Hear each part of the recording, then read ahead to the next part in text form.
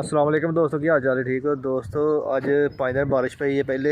अज माशाल्लाह धुप्प चढ़ आई है तो बहुत प्यारा खूबसूरत मौसम बन गया, साफ सुथरा मौसम बन गया कि तुहानू विखाने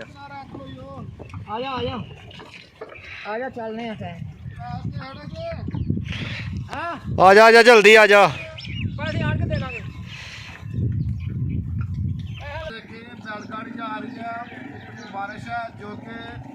नहीं अज बिल्कुल जो ना धुप्प लग गई अज।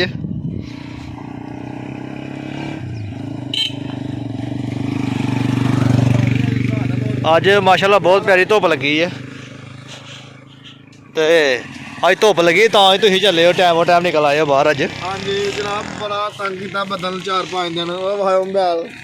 नहीं तुसीं अपना काम करो, जाके पट्ठे वड्डो, टाइमो टाइम जाओ। धोखा हो रहा है साथ। नहीं अज माशाल्लाह बहुत प्यारी धुप्प लगी है, सारे पास साफ सुथरा मौसम हो गया।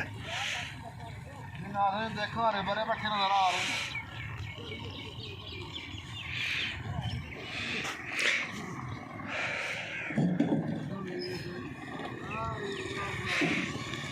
बरान भाई की हाल है? ठीक ठाक हो?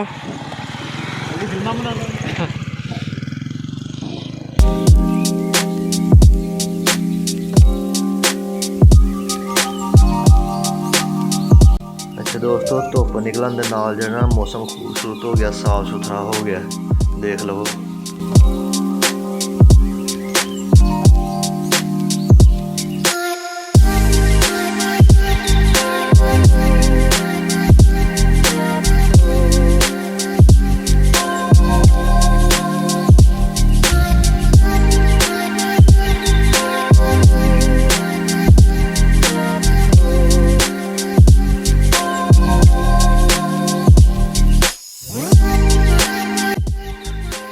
माशाल्लाह बहुत ही खूबसूरत मौसम बनया, देख लो कि साफ सुथरा है।